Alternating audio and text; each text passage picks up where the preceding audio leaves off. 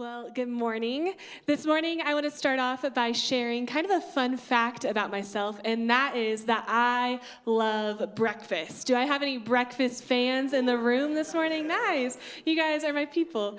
Breakfast, in my opinion, is the best meal of the day, and I can literally eat it any time of day for all meals. And I truly do love all breakfast items, even oatmeal. I eat breakfast basically every day, which I know for some of you is a little unimaginable. But I've learned that my days are better when I eat breakfast. If I have a good breakfast, I know it's going to be a good day. But if I don't eat breakfast, I'm going to be honest, I automatically think it's a bad day. Maybe it's not breakfast, but I think you might do the same. Your kids wake up with a good attitude, so it's a good day. But they wake up cranky and on the wrong side of the bed, and your day is set up for disaster. Maybe your day is defined by the traffic on the way to work, the way your spouse treats you, the grade you received on a test the day before, or your opinion on your reflection in the mirror. I think for us as humans, we often measure our lives by our circumstances, by the things that happen to us, big and small. Life is good if everything is going right, but when circumstances we're living in don't meet our expectations or our standards, we define our lives by our shortcomings. And I think sometimes we do the same thing when defining God and His goodness. It's easy to believe that God is good when everything in your life is going right. But when something takes a turn, we're quick to question His goodness. Today, I want to talk to you about the unstoppable goodness of God. If you know it, I want you to finish the phrase for me. God is good, and all the time. When I was 19, I went on a mission trip to Kenya, and they added an extra piece to that statement. They would say, God is good all the time, and all the time, God is good because that's His nature. Goodness is who God is. It's His character. It's unwavering, never lacking, and it's unstoppable. Unstoppable means impossible to stop or prevent. And this morning, I want to challenge you to understand and believe that God's goodness is not defined by your circumstances, but rather that His goodness is impossible to prevent in your life. It's unstoppable. It's not defined by a good breakfast, though sometimes it is, or the job you work, or the money in your bank account, or your family dynamics. God's goodness is constant and it's consistent.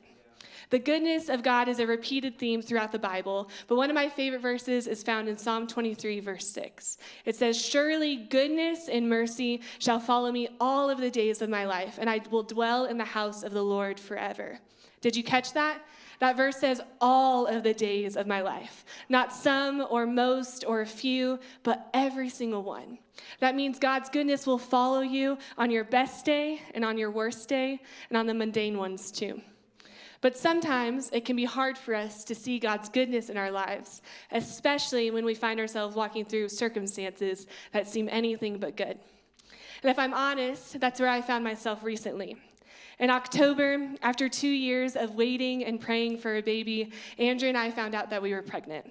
In a moment, every prayer that I had ever said for the last 2 years was answered. And there's really no words that can describe the joy that we felt.